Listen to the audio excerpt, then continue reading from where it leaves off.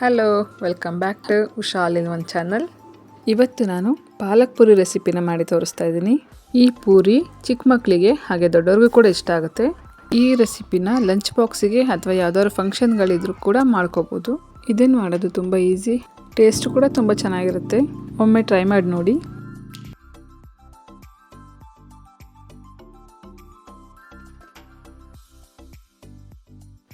ನಾನಿಲ್ಲಿ ಅರ್ಧ ಕಟ್ಟಷ್ಟು ಪಾಲಕ್ ಸೊಪ್ಪನ್ನ ತೊಗೊಂಡಿದ್ದೀನಿ. ಅದನ್ನು ಚೆನ್ನಾಗಿ 2-3 ಸಲ ತೊಳ್ಕೊಂಡು ಒಂದು ಪಾತ್ರೆಗೆ ಅರ್ಧ ಲೋಟದಷ್ಟು ನೀರು ಹಾಕ್ಕೊಂಡು ಪಾಲಕ್ ಸೊಪ್ಪನ್ನ ಬೇಯಿಸ್ಕೋಬೇಕು. 5 ನಿಮಿಷ ಬೇಯಿಸ್ಕೊಂಡ್ರೆ ಸಾಕು. ಪಾಲಕ್ ಸೊಪ್ಪಿಂದು ಹಸಿ ಸ್ಮೆಲ್ಲೆಲ್ಲ ಹೋಗಲಿ ಅಂತೇಳಿ ಬೇಯಿಸ್ಕೊತಾ ಇದ್ದೀನಿ. ಪ್ಲೀಸ್ ಫಸ್ಟ್ ಟೈಮ್ ನಮ್ಮ ಚಾನಲನ್ನು ನೋಡ್ತಿರೋರು ಸಬ್ಸ್ಕ್ರೈಬ್ ಮಾಡ್ಕೊಂಡು ನೋಡಿ, ಹಾಗೆ ಸಪೋರ್ಟ್ ಮಾಡಿ. ಫ್ಯಾಮಿಲಿಗೂ ಕೂಡ ಶೇರ್ ಮಾಡಿ. ಲಂಚ್ ಬಾಕ್ಸ್ ರೆಸಿಪಿನ ಮಾಡ್ತಾಯಿದ್ದೀನಿ, ಡೆಫಿನೆಟಾಗಿ ಟ್ರೈ ಮಾಡಿ. ಸೊಪ್ಪು ಬೆಂದಿದ್ದಾದಮೇಲೆ ಅದು ತಣ್ಣಗಾಗಬೇಕು. ಸೊಪ್ಪನ್ನು ತಿನ್ನಲಿಕ್ಕೆ ಮಕ್ಳುಗಳು ಇಷ್ಟಪಡೋದಿಲ್ಲ, ಅವರಿಗೆ ಈ ಥರ ಮಾಡಿಕೊಡಿ, ಇಷ್ಟಪಟ್ಟು ತಿಂತಾರೆ. ಸೊಪ್ಪು ತಣ್ಣಗಾದ್ಮೇಲೆ ಒಂದು ಮಿಕ್ಸಿ ಜಾರ್ ತೊಗೊಂಡು ಪಾಲಕ್ ಸೊಪ್ಪನ್ನ ಹಾಕ್ಕೊಬೇಕು. ಅದರ ಜೊತೆಗೇ ಒಂದು ಹಸಿರು ಮೆಣಸಿನ್ಕಾಯಿ, 4 ಎಸಳು ಬೆಳ್ಳುಳ್ಳಿ, ಹಾಗೆ ಕೊತ್ತಂಬರಿ ಸೊಪ್ಪು ಇಷ್ಟನ್ನು ಹಾಕ್ಕೊಂಡು ನುಣ್ಣಗೆ ರುಬ್ಕೋಬೇಕು. ನಾನು ಖಾರಕ್ಕೆ 1 ಹಸಿರು ಮೆಣಸಿನ್ಕಾಯಿನ ಬಳಸಿದ್ದೀನಿ. ನಿಮಗೆ ಖಾರ ಜಾಸ್ತಿ ಬೇಕು ಅಂದರೆ ಜಾಸ್ತಿ ಹಾಕೋಬೋದು. ಸೊಪ್ಪೆಲ್ಲ ರುಬ್ಬಿದಾಗಿದೆ. ಇಷ್ಟು ನುಣ್ಣಗಾಗಬೇಕು. ಇಷ್ಟು ಸಣ್ಣ ರುಬ್ಕೊಂಡ್ರೆ ಪೂರಿ ಸಾಫ್ಟಾಗೂ ಬರುತ್ತೆ, ಚೆನ್ನಾಗೂ ಬರುತ್ತೆ. ಈಗ ಪೂರಿ ಹಿಟ್ಟನ್ನು ಕಲಿಸ್ಕೊಳ್ಳೋಣ. ನಾನಿಲ್ಲಿ ಮೊದಲಿಗೆ ಗೋಧಿ ಹಿಟ್ಟನ್ನ ತೊಗೊಂಡಿದ್ದೀನಿ. ನಾನು 1 ಬೌಲಷ್ಟು ಗೋಧಿ ಹಿಟ್ಟನ್ನು ತೊಗೊಂಡಿದ್ದೀನಿ. ನಾನು ಪೂರಿ ಮಾಡಲಿಕ್ಕೆ ಯಾವುದೋ ಮೈದಾ ಹಿಟ್ಟನ್ನು ಯೂಸ್ ಮಾಡ್ತಾ ಇಲ್ಲ, ಗೋಧಿ ಹಿಟ್ಟಲ್ಲೇ ಮಾಡ್ತಾಯಿದ್ದೀನಿ. ಹಾಗೆ ರುಚಿಗೆ ತಕ್ಕಷ್ಟು ಉಪ್ಪು, ಬಿಳಿ ಎಳ್ಳನ್ನು ಹಾಕ್ಕೊತಾ ಇದ್ದೀನಿ. 1 ಟೇಬಲ್ ಸ್ಪೂನಷ್ಟು ಬಿಳಿ ಎಳ್ಳು ಹಾಕ್ಕೊಳ್ಳೋದ್ರಿಂದ ರುಚಿ ಕೂಡ ತುಂಬ ಚೆನ್ನಾಗಿರುತ್ತೆ. ಹಾಗೆ ನಾವು ಕಲಿಸ್ಕೊಳ್ಳೋದಕ್ಕೆ 2 ಟೇಬಲ್ ಸ್ಪೂನಷ್ಟು ಎಣ್ಣೆ ಹಾಕ್ಕೋಬೇಕು. ಇದೆಲ್ಲ ಹಾಕಿದಾದ್ಮೇಲೆ ನಾವು ಏನು ಮಸಾಲೆನ ರುಬ್ಕೊಂಡಿದ್ದೀವಿ ಅದನ್ನು ಹಾಕ್ಕೊಬೇಕು.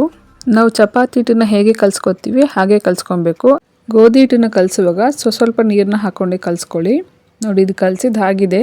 ಇಷ್ಟು ಸಾಫ್ಟಾಗಿ ಕಲಿಸ್ಕೊಂಡ್ರೆ ಸಾಕು.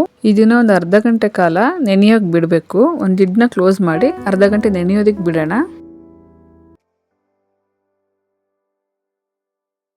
ಗೋಧಿ ಹಿಟ್ಟು ನೆಂದಿದ್ದಾದಮೇಲೆ ಚಿಕ್ಕ ಚಿಕ್ಕ ಉಂಡೆಗಳು ಮಾಡಿಕೊಂಡು ನಾವು ಪೂರಿನ ಹೇಗೆ ಲಟ್ಟಿಸ್ಕೋತೀವಿ ಹಾಗೆ ಲಟ್ಟಿಸ್ಕೊಬೇಕು. ಪೂರಿನ ಸ್ವಲ್ಪ ದಪ್ಪಾಗಿ ಲಟ್ಟಿಸ್ಕೊಂಡ್ರೆ ಚೆನ್ನಾಗಿ ಉಬ್ಬಿ ಬರುತ್ತೆ. ಪೂರಿನ ಎಣ್ಣೆಗೆ ಹಾಕುವಾಗ ಎಣ್ಣೆ ಚೆನ್ನಾಗಿ ಕಾಯ್ದಿರಬೇಕು. ನೋಡಿ, ಎಣ್ಣೆನ ನಾನು ಮೊದಲೇ ಬಿಸಿಗೆ ಇಟ್ಕೊಂಡಿದ್ದೆ. ಎಣ್ಣೆ ಎಲ್ಲ ಚೆನ್ನಾಗಿ ಕಾದಿದೆ. ಅದರಲ್ಲಿ ಪೂರಿ ಹಾಕಿ ಕರೆದ್ರೆ ನೋಡಿ ಎಷ್ಟು ಚೆನ್ನಾಗಿ ಬರುತ್ತೆ ಪೂರಿ. ಈ ರೀತಿ ಪಾಲಕ್ ಸೊಪ್ಪಿನ ಪೂರಿನ ಒಮ್ಮೆ ಟ್ರೈ ಮಾಡಿ ನೋಡಿ. ಟೇಸ್ಟ್ ಕೂಡ ತುಂಬ ಚೆನ್ನಾಗಿರುತ್ತೆ, ಎಲ್ರಿಗೂ ಕೂಡ ಇಷ್ಟ ಆಗುತ್ತೆ. ರೆಸಿಪಿ ಇಷ್ಟ ಆದರೆ ನಿಮ್ಮ ಫ್ರೆಂಡ್ಸ್ ಆ್ಯಂಡ್ ಫ್ಯಾಮಿಲಿಗೆ ಶೇರ್ ಮಾಡಿ, ಸಬ್ಸ್ಕ್ರೈಬ್ ಮಾಡ್ಕೊಳ್ಳಿ, ಹಾಗೆ ಸಪೋರ್ಟ್ ಮಾಡಿ. ಪೂರಿ ಎಷ್ಟು ಕಲರ್ಫುಲ್ಲಾಗಿ ಎಷ್ಟು ಚೆನ್ನಾಗಿ ಬಂದಿದೆ ನೋಡಿ.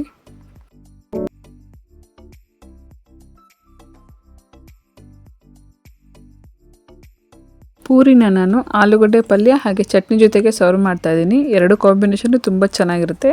ನಿಮಗೆ ಯಾವ್ದು ಇಷ್ಟ ಆಗುತ್ತೆ ಆ ಕಾಂಬಿನೇಷನಲ್ಲಿ ಮಾಡ್ಕೋಬೋದು.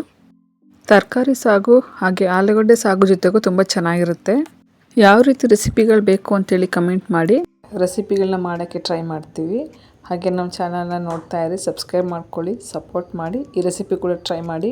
ಹಾಗೆ ಪಾಲಕ್ ಪಲಾವ್ ರೆಸಿಪಿ ಕೂಡ ನಮ್ಮ ಚಾನಲಲ್ಲಿದೆ, ಒಂದ್ಸಲ ಚೆಕ್ ಮಾಡಿ. ನಿಮ್ಮ ಫ್ರೆಂಡ್ಸ್ ಆ್ಯಂಡ್ ಫ್ಯಾಮಿಲಿಗೂ ಕೂಡ ಶೇರ್ ಮಾಡಿ. ದಯವಿಟ್ಟು ಸಬ್ಸ್ಕ್ರೈಬ್ ಮಾಡ್ಕೊಳ್ಳಿ. ಹೊಸದಾಗಿ ಚಾನಲ್ನ ಕ್ರಿಯೇಟ್ ಮಾಡಿದ್ದೀನಿ, ಸಪೋರ್ಟ್ ಮಾಡ್ತಾಯಿರಿ. ಸಬ್ಸ್ಕ್ರೈಬ್ ಮಾಡ್ಕೊಳ್ಳೋದನ್ನು ಮರಿಬೇಡಿ.